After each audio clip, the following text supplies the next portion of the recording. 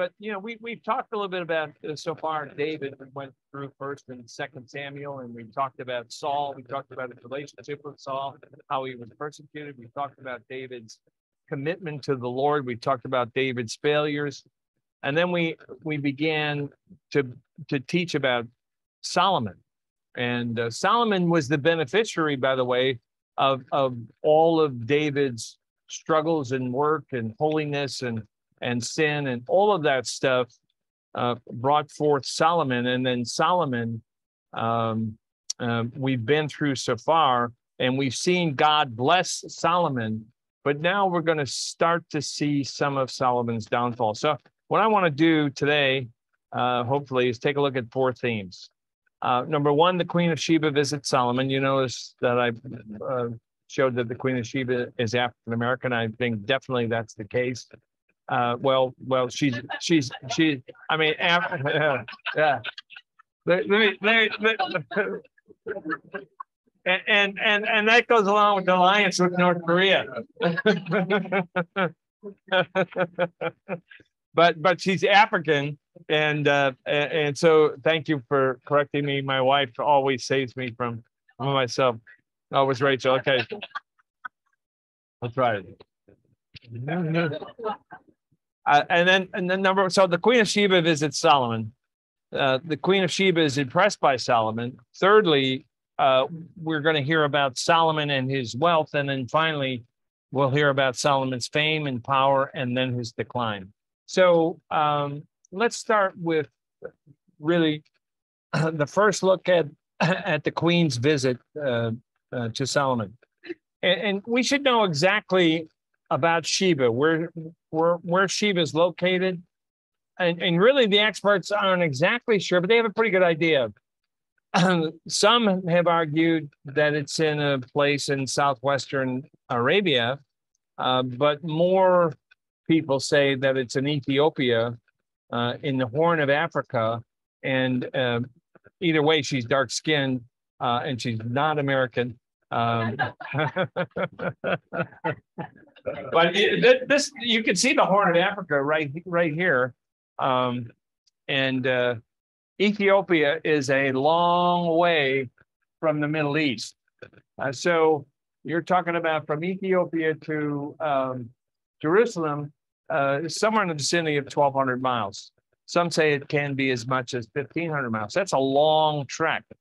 And what's interesting about it is that they had like bunches and bunches, quite a few camels carrying stuff along with the Queen, including somebody carrying the Queen. What's interesting is that there are also some Black Jews who've been, and they've been in Ethiopia for thousands of years.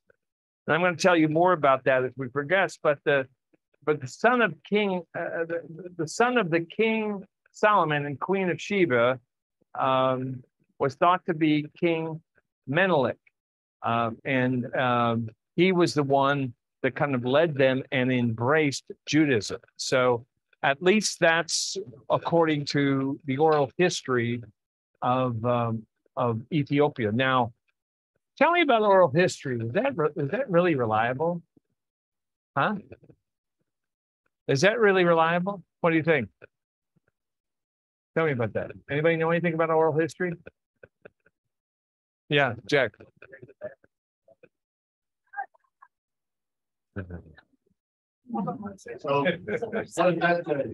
Yeah, Jay, go ahead. Well, there is some reliability in it, at least we think the way we feel about it, and that at least Genesis pretty much came from oral history.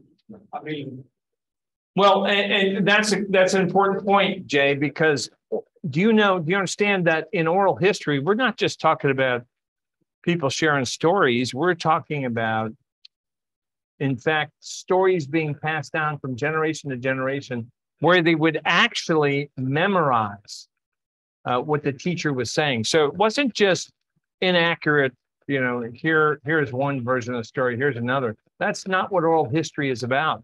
And ultimately, it's written down in the 2nd and 3rd and 4th and 5th century. But prior to that, it was passed on verbatim from one person to the next. And particularly in the schools, they would memorize everything that rabbis said. So it was a discipline that we're not used to here today, but it was a very strict discipline, and they memorized exactly what was passed on to them. So oral history is actually pretty reliable. But she traveled over 1,200 miles, some say 1,500 miles. But I read some things about this, and I read some things by a guy named John Bradfield. And what he's doing is he's giving summaries of some of the research that he's done on the origins of what they call these Jews. They call them the Beta Jews. And here's what he said, if I can get this to pass on. Jack, can you read that? The firstborn black Jews of the tribes of Israel came to Ethiopia accompanying Menelik I, the son of King Solomon, and the Queen of Sheba. This traditional history was the history of the Ethiopian monarchy. As black Jews, they converted to Christianity with the belief that the Messiah was Christ and saw no contradiction with the Old Testament. Indeed, they believed themselves to be Judeo-Christian. That's pretty awesome, isn't it? Now tell me, have any of you ever seen documentaries on the black Jews of Ethiopia? There are a couple of them out. Yeah, Rachel. There are thousands who have immigrated to Israel. Yes, they have. Accepted them as Jews for themselves. Yeah, well, there's a segment of them that have migrated to Israel. Yeah. Go ahead. Of course, being in bed, I looked at a lot of TV stations, and 280 on Spectrum is Israel's history. And just yesterday, they were talking about this gentleman that they're honoring that brought 14,000 black Jews out of Ethiopia, brought them back to Israel in 42, right before. Well, what's interesting about this is that if you read history, if it's from a Jewish perspective, a Jewish writer who is not a Messianic Jew, they will say that the black Jewish Christians feigned Christianity because they were afraid of persecution. Okay. Other writers, Christian writers, say that these black Jews actually were Christians and they continue to serve and honor Christ. So it's interesting to get these perspectives. But I found this, which was really interesting, even more so. I said this a couple of weeks ago, but Jack, can you read this? A large group of Levites also came to Ethiopia carrying the Ark of the Covenant. During the time of Emperor Manasseh, he made Does anybody remember who Manasseh was? What kind of a guy was Manasseh? It was evil in the eyes of the Lord. Yeah. We can say boo, boo. Go ahead, Jack. He made it his mission to desecrate the temple and to attempt to convert the children of Israel into pagans. So the Ark of the Covenant was spirited away from the evil king. So wherever she was from, whether it was Ethiopia or Arabia, we know that she visited Solomon.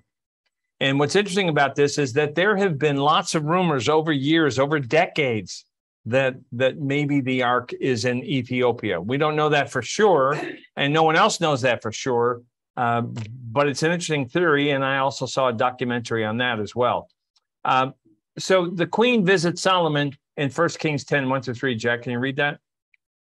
When the Queen of Sheba heard about the fame of Solomon and his relation to the name of the Lord, she came to test him with hard questions. Okay, hold on just a second, Jack. Okay, so she had heard about Solomon's relationship with the Lord.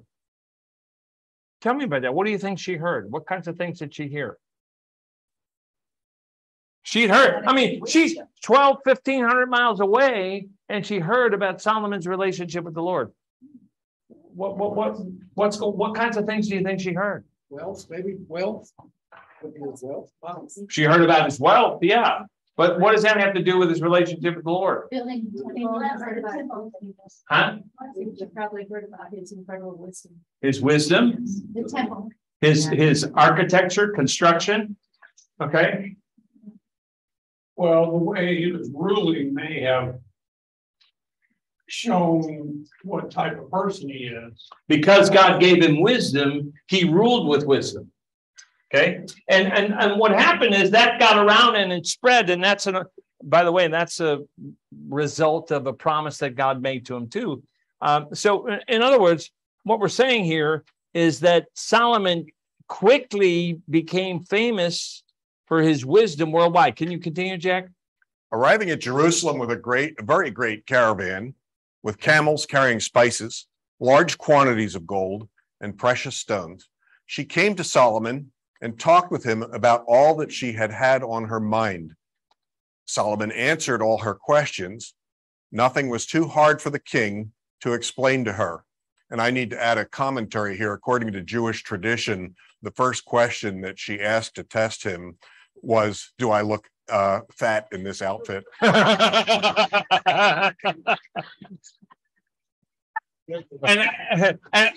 the second one, can I go to Miami? Yeah, well, we won't go there. I'll get in trouble. Better cut that out. But what's interesting here is that God had promised to honor Solomon. And he made sure that Solomon achieved great fame. In other words, I think God's hand, by the mere fact that it got out all over the world, I think God's hand was on Solomon to spread that message, to get that message out. And I pointed out last week, God delivers on what he promises us, doesn't he? God delivers. And he never leaves us or fails to deliver on his promises. And he gave Solomon wisdom and wealth, just as he promised, along with a lot of other things as well. And we'll see that in a minute. But Solomon's wiser than any man, but still he had a responsibility. He had a responsibility to grow in that wisdom. Did he not? Matthew Henry talked about this. Here's what he said. Jack, can you read that? Those whom God has called to any public employment, particularly with magistrates and ministry, should, by all means possible, be still improving themselves in that knowledge, which will more and more qualify them for it and enable them to discharge their trust well. You agree with that? So what gives us evidence that Solomon continued to grow in knowledge? Yeah. It says that in Ecclesiastes that he tried everything out in the whole world and tested even the foolish things and tested to see. He studied trees. He studied insects. He knew all kinds of things, but he studied them and he learned about them and he observed them. And so Solomon continued to improve himself. Now, what does this say to us as believers, even mature believers? What does it say to us? Anything? Yeah. We need to continue. How do we continue? Staying in the word, growing in grace, but not just staying in the word. I think that's important, but then taking the word and acting on the word. So not just be hearers of the word or readers of the word, but doers of the word as well. And so it's important that Solomon did that. Secondly, the queen had some questions, and those questions were about God. And she was seeking answers. Now, interestingly enough, the queen would be called a seeker today. And she came to seek, and she came with a large royal procession, it tells us. Now, later on, Jesus was chastising the Pharisees. And he very clearly understood the queen's motives when he used her as an example in Matthew 12:42, Jack. The queen of the south will rise at the judgment with this generation and condemn it. For she came from the ends of the earth to listen to Solomon's wisdom, and now one greater than Solomon is here. So her motives, he's saying, were righteous. Isn't that what Jesus is telling us? Her motives were righteous, and compared to you, she's going to condemn you. Now, she bought gifts for Solomon, but she also wanted to test him with those hard questions. See, she just wasn't going to see him. She had some things she wanted to ask him. Now she arrived with a very large contingent. lots of camels, lots of gifts. She had spices. She had large quantities of gold. She had precious stones. But she was really there to test him. Now, the test wasn't academic. It wasn't an academic test. We're not talking about that kind of test. But she wanted to see if he'd be trustworthy and that he'd be a friend and he'd be a reliable helper.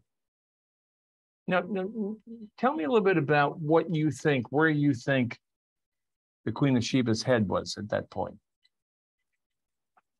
Do you think she, as queen, had everything figured out? What do you think? Go ahead, Claudia. I think that because she was trying to find out if he was trustworthy and a reliable helper, she must have had a bad life to begin with in Ethiopia. Maybe there's chaos there or something, or bad leadership, or, you know, things aren't going right for her. And she's wondering, is there a better way? Okay, anybody else? Yeah, Mari. Well, I think she just heard so many fantastic and wonderful things about Solomon and the God of Solomon.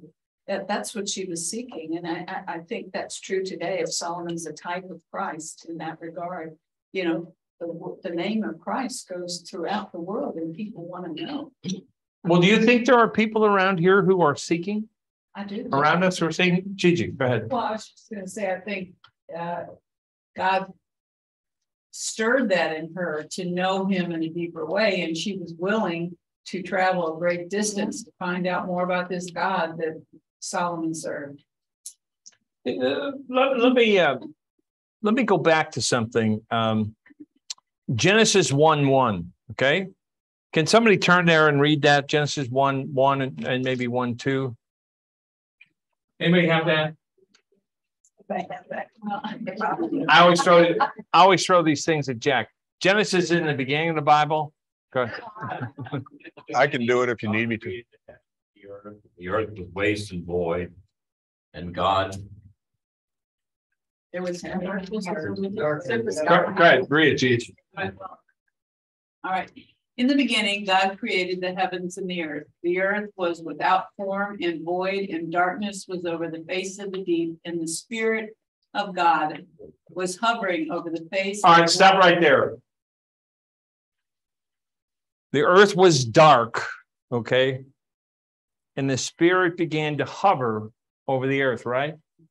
Okay, now go ahead, continue. And God said, "Let there be light," and there was light. And God saw that the light was good, and God separated the light from the darkness. So you've got, is there a marker here, Terry? Yeah. Okay, so you've got darkness, okay? Darkness, okay? And then all of a sudden, the Spirit moves over that darkness, right? Isn't that what it says? Spirit hovered over the darkness. And then all of a sudden what happens is that God causes light came, okay? And God then, what did God do? Separates light from darkness, okay? It wasn't the sun because it wasn't created. Well, I've done this before, regardless of the source of the light. But let me go back to this. Tell me a little bit about your salvation experience. Somebody in here. What happened to you? Anybody? Separated the dark from the light. Huh? Separated us from the dark. Well, tell me a little bit more about that. John. I was in a dead church for 10 years. Still Church that slept 400. It slept 400. Yeah. And I was still in darkness. Didn't realize it at the time, but I was still in darkness, even though I was going to church. How did the darkness manifest itself? Well, the G-rated version. Lifestyle, you know, drinking and things like that. And yeah, I was still in darkness. Okay, so then all of a sudden light came. Yeah, my daughter visited Southeast with a friend, and I couldn't believe how on fire she was. She took notes from Bob's sermon, and so I decided to check it out myself. If my 10-year-old had that kind of fire, she used to sleep in church. So in between that time, when the Spirit began to move in what way? Well, I had this urge to try Southeast for one. I never had an urge to go to church. After your daughter spoke there. That's right. So your daughter, in a simple way, God used her to speak to you. The Spirit started moving, and then all of a sudden, when did light come? Well, that first visit, within a few visits, we stopped going to the old church and came here exclusively. And then in July, we all got baptized as a family. That was in February when it started. In July, we got baptized. And then what happened after that?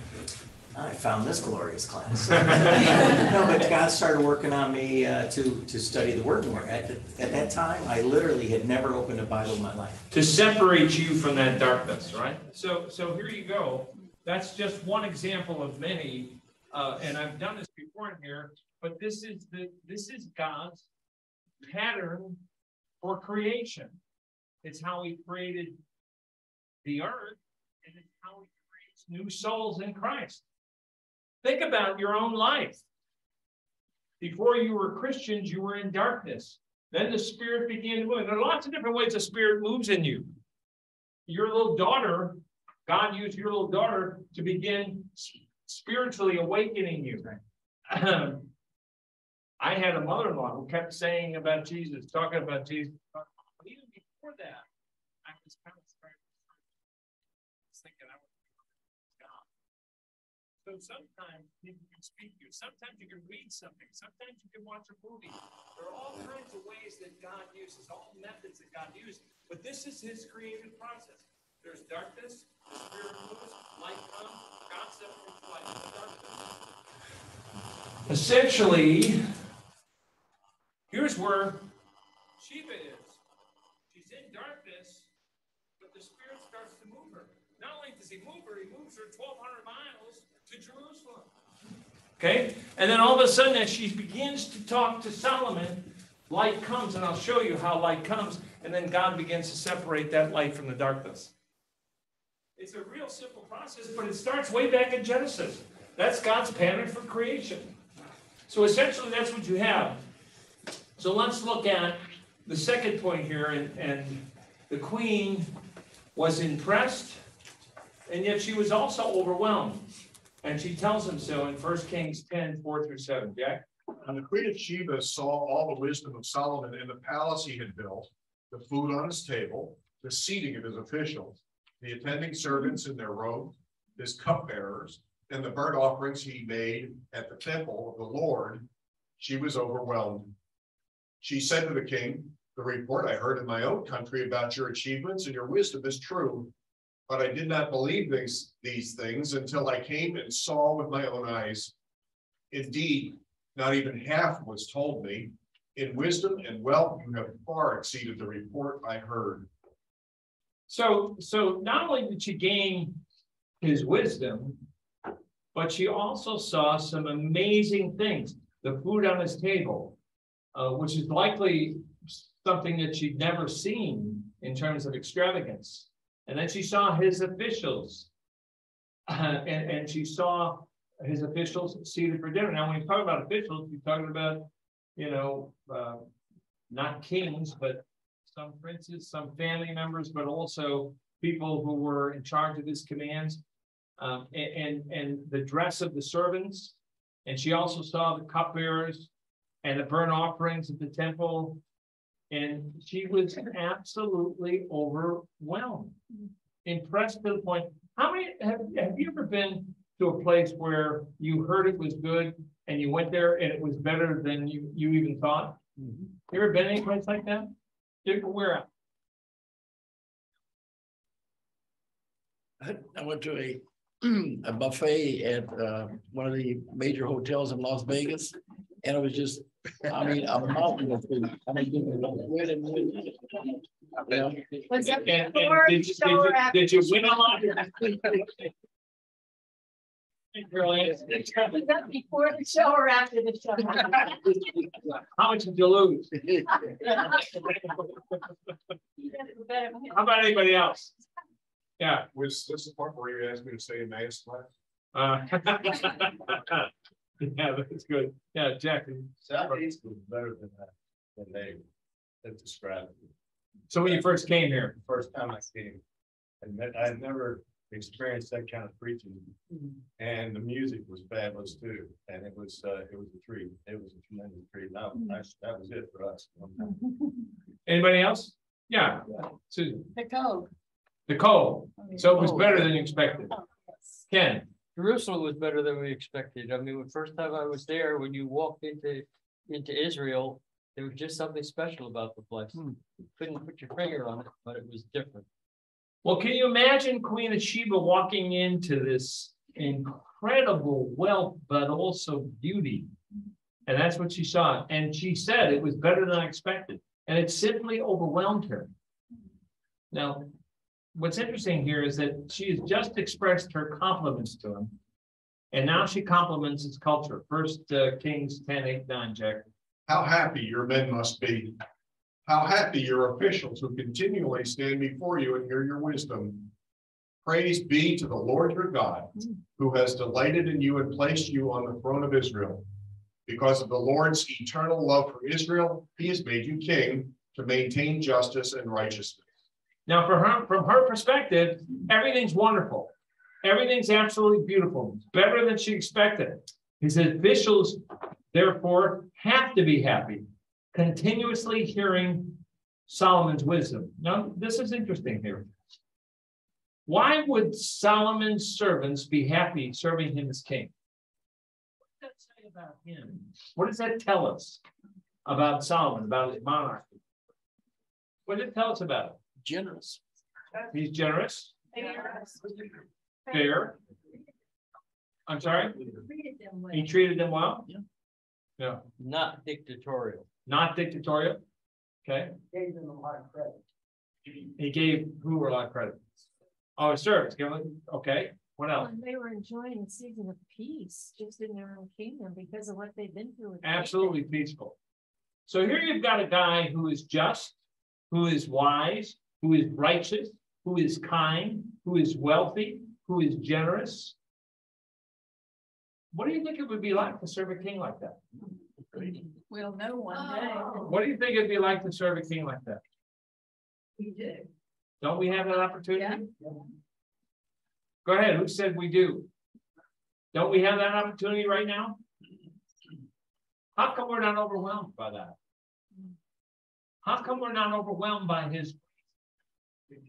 How come we're not? I sat with a young man yesterday and shared my testimony, and at one point I got emotional because I was overwhelmed by God's goodness to me and where he plucked me out of. And each one of us, I'm sure, has a story, but we forget that story. We become callous to that story. And it's important for us to remember that story consistently, over and over and over again. Look at what God did. That's what God wanted the Israelites to do. He wanted them to remember how he freed them from Egypt, from captivity in Egypt, and provided for them all the way to the promised land and gave them the promised land. He wanted them to remember that, and they kept forgetting. They kept ignoring. And guess what? So do we. Carol Ann. I think we forget it also easily because the king who truly rules over us gives us the joy and the peace and the beneficence. But the ruler we have is the one who we get wrapped up with in our daily misery. That's exactly right. How many people in here have far more resources and money than your parents did? Yeah. Just about everybody. We take that for granted, don't we? We take it for granted. And yet I remember back as a kid, we didn't have anything, but we had a lot of fun. We had a lot of fun. And so I guess the point is that, as you said, Carolyn, we forget because we wind up serving the wrong things and forgetting about the right one. So the king gives praise to the Lord. And I'm wondering, is this a profession of faith? Is it a profession of faith, do you think? She gives praise to his God. Some scholars say not, but the proof's in the pudding always, isn't it? Yeah, Alvin. Well, I think it is because he says she heard about the fame of Solomon concerning the name of the Lord, and she came to test him with difficult questions. And what did she say as it progressed? She said, praise be to your Lord, to your God. But a preface to that, in Solomon's dedicatory prayer of the temple, he mentioned this would happen. He said, also concerning the foreigner who is not from your people Israel, when he comes from a far country, for your great name's sake and your mighty hand, your outstretched arm, when they come and pray toward this house, then hear from heaven, from your dwelling place, and do according. Well, we had talked about that last week. The temple was always supposed to be a place not just for Jews, but also for foreigners. Anybody who came, they had places where they could pray. And Jesus came into the court where the Gentiles were able to come and pray. And he found a bunch of money changers, and he got mad and angry and threw them all out.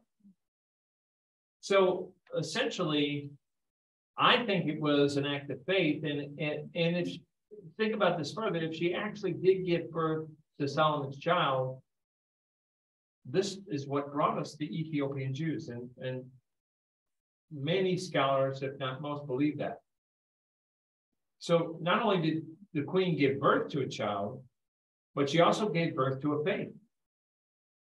And the faith was Solomon's faith, which became her faith, which would grow stronger in Ethiopia.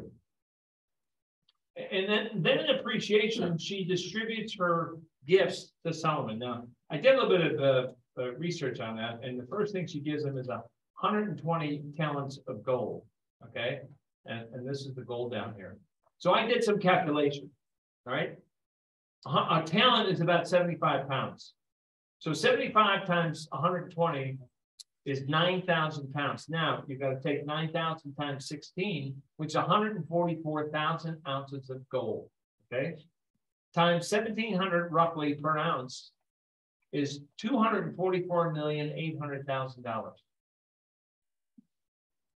That was part of her gift to Solomon. That's pretty generous, isn't it? Yeah. Do you think, or how many could fit that in your budget? No hands raised, huh? So in today's dollars, she gave him a lot.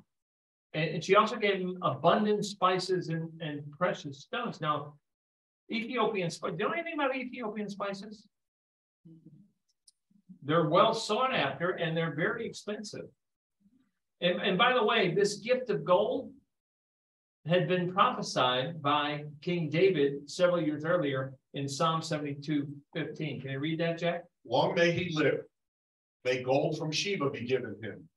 May people ever pray for him and bless him all day long. Now, you might not know this, but gold is also a symbol of what? Well, it's a symbol of royalty, but it's also a symbol of the divine. And no doubt that's why there was so much gold in the temple. Think about it. The furniture was gold in the temple. The art was gold. They had golden walls, and the outer facade was trimmed in gold. So you have to ask, where'd she get all that gold? Where'd all that gold come from? Did you ever think about that? I mean, she just didn't have somebody just giving her gold on a regular basis, like Solomon did, by the way. This is very interesting. Jack, can you read this? To the west of Ethiopia, near the Sudanese border, lies a place called the Asosa Zone. This may be the location of the oldest gold mine in the world. Dating back some 6,000 years, it provided a key source of gold to the ancient Egyptian empire, whose great wealth was famous throughout the known world. It may also have supplied the Queen of Sheba with her lavish gifts of gold when she visited King Solomon of Israel almost 3,000 years ago. And they're not exactly sure where that is, but they think it's either in Ethiopia or west of Ethiopia, just west of Ethiopia. But she had a source for that gold. Now, the next question is, did they carry all that gold on camp? That's a lot of gold to carry, right? That's a lot of 9,000 pounds of gold. That's a lot. So did they carry it all themselves on camels? No, they didn't. 1 Kings 10, 11, and 12. Hiram ships brought gold from Ophir, and from there they brought great cargoes of almug wood and precious stones. The king used the almug wood to make supports for the temple of the Lord and for the royal palace, and to make harps and lyres for the musicians. So much almug wood has never been imported or seen since that day. So enter our old buddy Hiram, Johnny on the spot. He helps the queen, I'm sure for a price, but he helps the queen. And Solomon also reciprocated with gifts of his own for the queen. 1 Kings 10:13, Jack. King Solomon gave the queen of Sheba all she desired and asked for. All right, now hold on a second. In some translations, it says it gave from his royal bounty, but he gave generously. And when the king gives from his royal bounty, it would be most generous. Go ahead. Besides what he had given her out of his royal bounty. Then she left and returned with her retinue to her own country. So here, what he's giving her is anything she wants. Anything she asks for, anything she wants, he'll give her. And it's a lot more than she expected. And it's very much similar. I see the analogy here to God's grace. We have the opportunity to serve a king, but we also have been really graced by God, who has lavishly poured out that grace on us. And he has not only lavished it upon us, but he loves us and cares for us and shows us his mercy. And so she leaves, and she's clearly impressed, and she goes back to her homeland. Now, what I want to do is take a minute and look at Solomon's great wealth. In addition to what the Queen of Sheba, that would be great wealth in and of itself. But in addition to what she gave him, I want to take a look at his great wealth, because Solomon received a massive amount of gold on an annual basis. It just wasn't a one-time deal at all. And he could afford to be generous. Let's look at that. 1 Kings 10, 14, 15, Jack.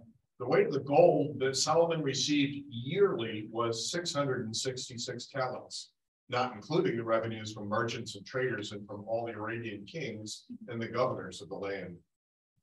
All right, so 666 talents. Remember, how much is a talent? 75 pounds. That's a lot of ounces, isn't it? So you're talking about 8,000 some odd or 800,000 ounces at 1,700 an ounce. You're talking about $1.36 billion. Okay, annually. Okay, annually, just coming into you. Now that's not your only source of income, but that's one of your sources of income. $1.36 billion. Do you know how much that is? That's a lot. I am confident we can combine our resources here, and we wouldn't even begin to approach 1.36 billion. Having said that, and if I'm wrong on that, then we're going to take a collection of people. But I thought the use of the number 666 talents was interesting too. Revelation 13:18, Jack. 13:18 or 13:8? I had 13:18, but maybe Okay. 13:8. Which would you think no. better? Which would you rather read? I'll try 8 and see what you think. All inhabitants of the earth will worship the beast, all whose names have not been written in the book of life belonging to the Lamb that was slain from the creation of the world. All right, now what does that have to do with 666? So can you read 13:18? This calls for wisdom. If anyone has insight, let him calculate the number of the beast, for it is man's number. His number is 666. Yeah. Okay. So I thought that was an interesting comparison. 666 talents, 666 the mark of the beast. How can those two be related? It's man's number, but it's also the mark of the beast. This is, well, 6 is man's number, but the mark of the beast is 666. Yeah. Well, that could mean God's number is, and gold and riches is far exceedingly man's number. Well, God's number is 7, but go ahead. Well, you're not supposed to be worshiping two masters. You can't be worshiping the Lord and can't be worshiping well. You can't be worshiping the Lord and you can't be worshiping wealth. And wealth doesn't have to, but it can lead to some bad things. I thought that was interesting. But Solomon also wasn't supposed to use that wealth for himself.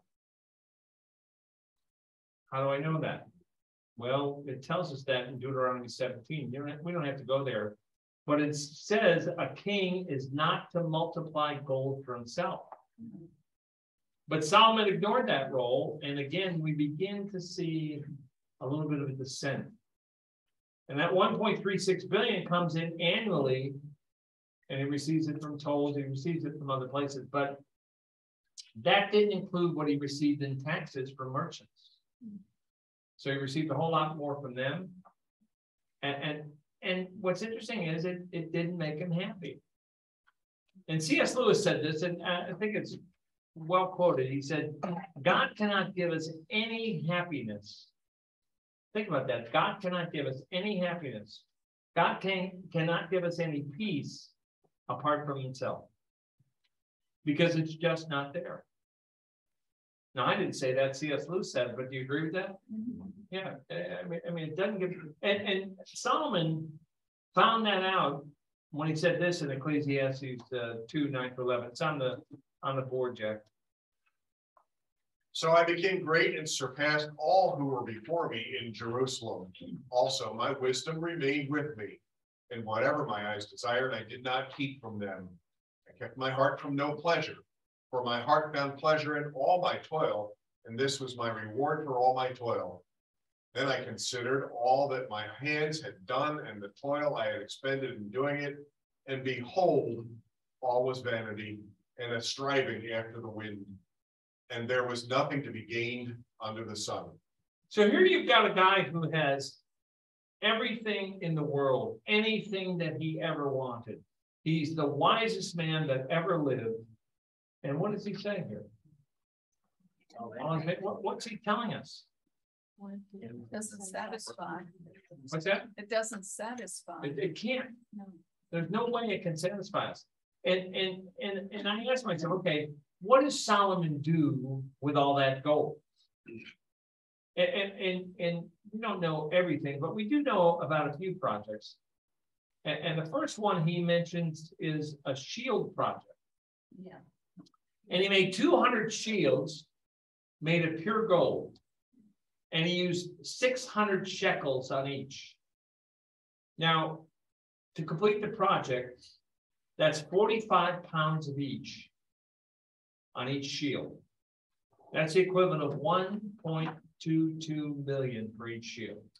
Okay. Now he made 200 of them. Can you imagine that? That's over 200 million. Okay. Now, what's interesting about that, and I'll come to this in a minute, but let me tell you, he also made 300 smaller shields. And then he used 300 shekels or 22.5 ounces of gold for each shield. Now, here's the problem with those gold shields. What do you use a shield for? For what? Protection. For protection, defense, in battle, okay? What's wrong with this picture? Iron is a whole lot stronger than gold. Yeah. Well, go ahead, Don, what'd you say? Iron is a whole lot stronger. No, I was asking Don to say what he said because he could. That's much better than I do. Yeah, but go ahead and say what you said. I said that gold is a soft metal and it doesn't provide as much protection as iron or steel. That's exactly right. And so it was too soft. So go ahead, Ken. Besides that, they'd be too heavy to pick up. Yeah, yeah. Can you imagine carrying 45 pounds around in a battle? Go ahead. Yeah. I mean, this is again part of feeding Solomon's ego. And the other thing is, what's interesting here is that Solomon may have wanted to present that he was a warrior king. like his father was, but he was short on substance. He wasn't a warrior king, was he? No, not at all. And he didn't have a tough time, didn't have a tough upbringing like David did. His life was an absolute contrast to what David's was, wasn't it? Yet he admired his father and he wanted to be like him. And what's interesting is it said they put him in the palace of the forest at Lebanon. Well, what was that for?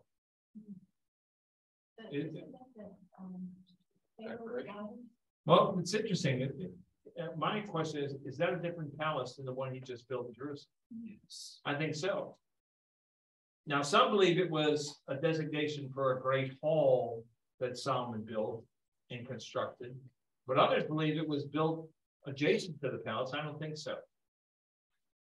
And there was also a separate space again for his harem. Well, what was next? 1 Kings 10, 18 through 20, Jack. Then the king made a great throne and laid with ivory and overlaid with fine gold. The throne had 6 steps, and its back had a rounded top. On both sides of the seat were armrests, with a lion standing beside each of them. 12 lions stood on the 6 steps, one on either end of each step. Nothing like it had ever been made for any other kingdom. Now here's the king with 6 steps, but there were also 6 steps. Actually, there were 12 steps. And so here is the king at the top of this. Can you imagine how impressive this is? Unlike anything that anybody has ever said, it's an ivory throne overlaid with pure gold, fine gold, and also in addition to that, all of the goblets, all of the furniture in the palace at Lebanon were covered with gold. And finally, he had a fleet of trading ships that went out for 3 years at a time. 1 Kings 10:22. The king had a fleet of trading ships at sea along with the ships of Hiram. Once every 3 years, it returned carrying gold, silver, and ivory, and apes and baboons. Now, I kind of found that kind of funny. It came back once every 3 years with gold, silver, ivory. I get that, but apes and baboons? What's up with that? Huh? He's monkeying around. Here. Fist bump. Carolyn. What comes to my mind is that he's just finished building the temple, and God gave him exact dimensions and basically blueprint for how that was to be constructed. With all that fresh in his mind as God's project, this is now, my understanding, this is his own deal, his own fabrication. He's doing it with such opulence because he can. Mm-hmm. And that's a key word, Caroline, because he can. Yeah. So I'm getting bad vibes in this section. Yeah, and you're going to get more bad vibes in just a minute because you're absolutely correct. See, Solomon was greater in riches, and God had given him, as Caroline said, wisdom beyond anything else on earth, beyond any king. The entire world sought his audience. Think about that. The entire world seeking your audience. And they wanted to hear the wisdom that God gave him. And this too is a fulfillment of a promise. Jack, real quickly, Deuteronomy 28:13. The Lord will make you the head, not the tail, if you pay attention to the commands of the Lord your God that I give you this day and carefully follow them. You will always be at the top, never at the bottom.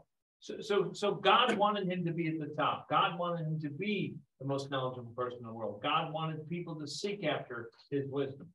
And they brought him gifts when they came. And they came on an annual basis.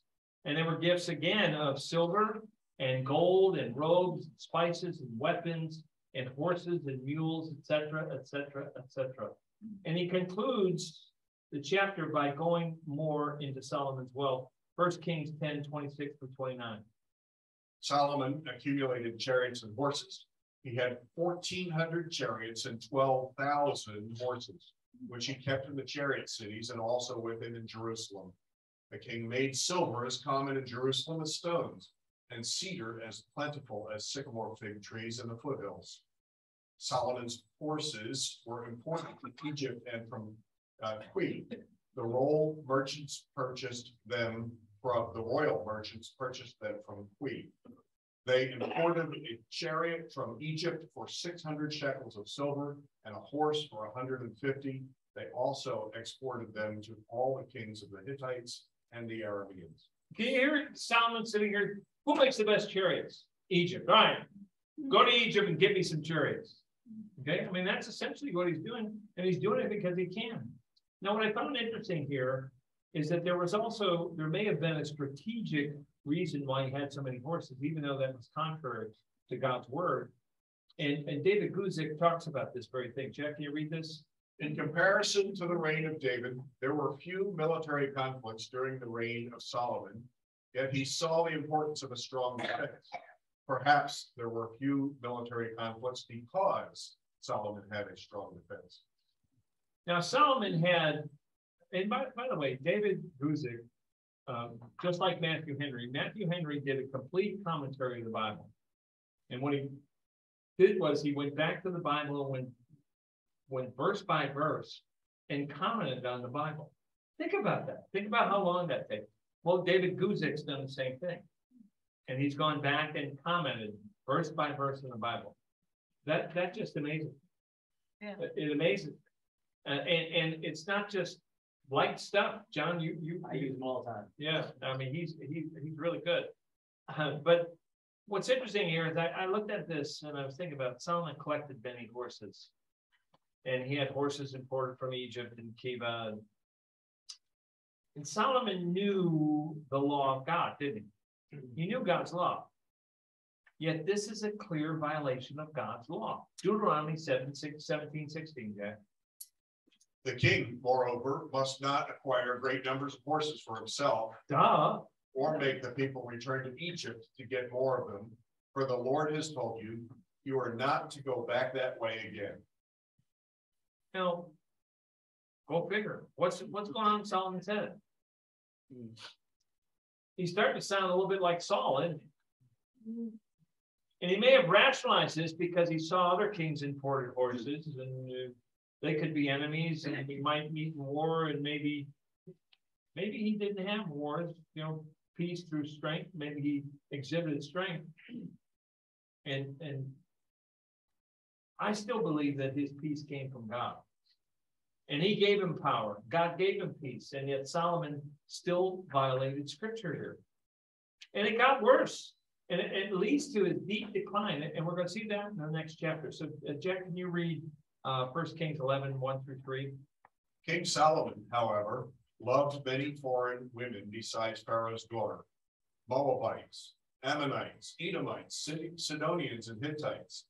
They were from nations about which the Lord had told the Israelites, you must not intermarry with them, because they will surely turn your hearts after their gods. Nevertheless, Solomon held fast to them in love. He had 700 wives of royal birth and 300 concubines, and his wives led him astray. Now, Solomon had 700 wives. 700 wives, it says. 700 wives of royal birth and 300 concubines. Why do you think the author, some say the author of this, by the way, is Jeremiah, but why do you think the author told us that they were of royal birth, the 700 wives? Terry. Well, that would be an alliance. Yeah, that's a political alliance. That's absolutely that's what he's saying. These are wives of royal birth. And they were from nations with whom the Lord told them specifically not to intermarry, because God knew that these women would turn their hearts towards their gods. But Solomon disregards this. He knew better, right? So just what God predicted happened. 1 Kings 11, 4-6, Jack. As Solomon grew old, his wives turned his heart after other gods, and his heart was not fully devoted to the Lord his God, as the heart of David his father had been. He followed Ashtoreth, the goddess of the Sidonians, and Molech, the detestable god of the Amorites. So Solomon did evil in the eyes of the Lord. He did not follow the Lord completely, and David his father had done. All right, so first of all, what does that tell you about how long we have to worry about temptations and sin in our own lives? Yeah, our whole life. I mean, it says here, Solomon aged, his wives turned his heart towards their gods. And his heart was not fully devoted to God, particularly the way his father was. And he worshipped Ashtaroth and also Molech. And so Solomon did evil, it says, in the sight of the Lord, which is really unbelievable. It's unbelievable. God appeared to him twice. And yet he still sinned this way. Ashtaroth, by the way, was the god of fertility and sexuality, and Molech was an ancient Canaanite god that required what? What did Molech require? Child sacrifice, yeah. And children were sacrificed because it supposedly pleased Molech, the false god, and ensured a fertile crop. Really? Give me your children? Jack, or John. You know, and I went through this myself. When you don't have a relationship with the Lord, and you don't have the joy that the Lord can bring you, you will try or buy anything to try to get that in your life. Mm-hmm. And that's exactly what we're seeing here with Solomon. It's ridiculous. Well, it is. And if you add it up, it's real, but you're absolutely correct. Even sometimes when you do have the Lord in your life, you continue to pursue happiness, whatever that is.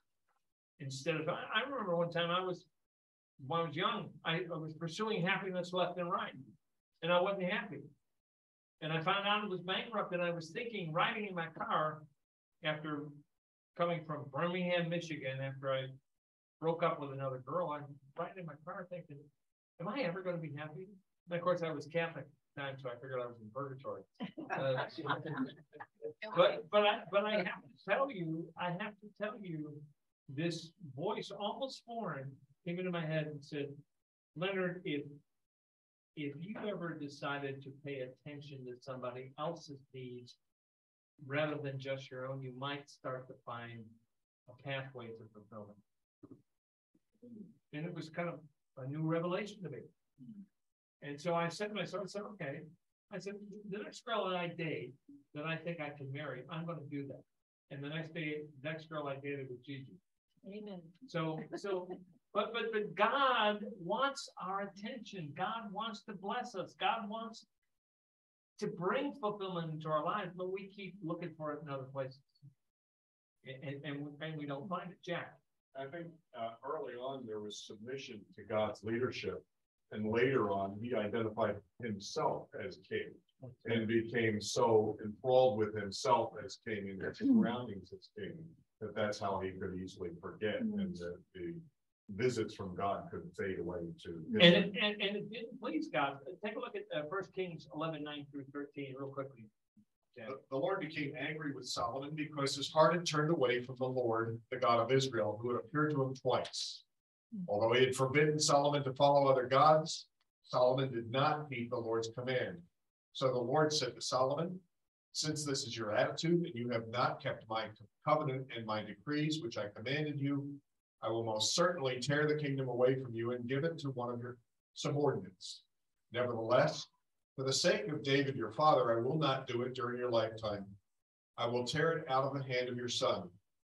Yet I will not tear the whole kingdom from him, but will give him one tribe for the sake of David my servant, and for the sake of Jerusalem, which I have chosen.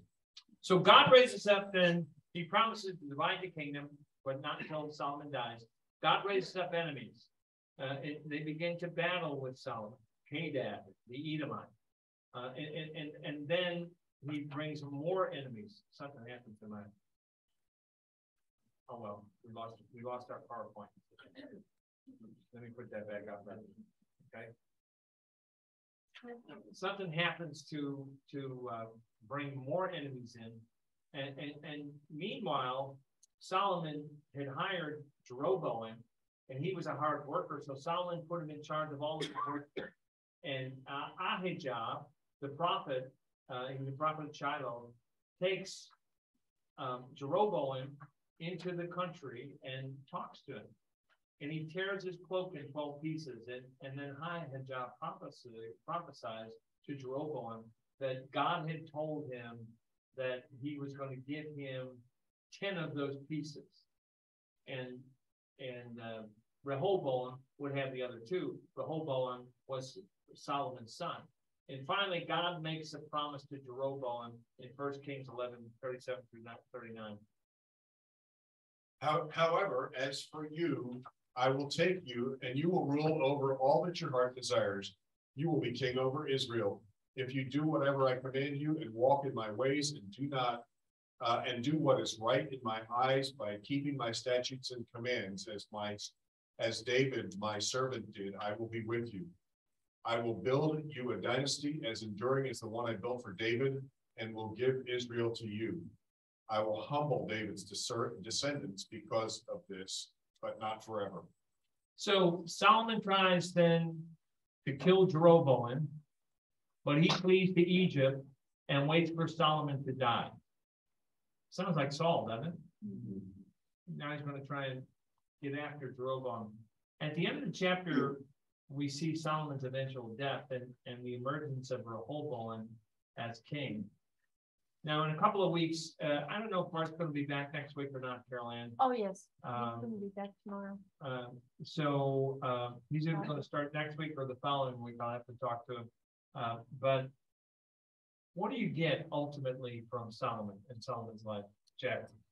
People who, this is something I've also observed somewhat, is people who walk with the Lord, the ones who turn from God as they age are the ones who obtain power and wealth. And like my humble grandparents were the godliest people till the day they died.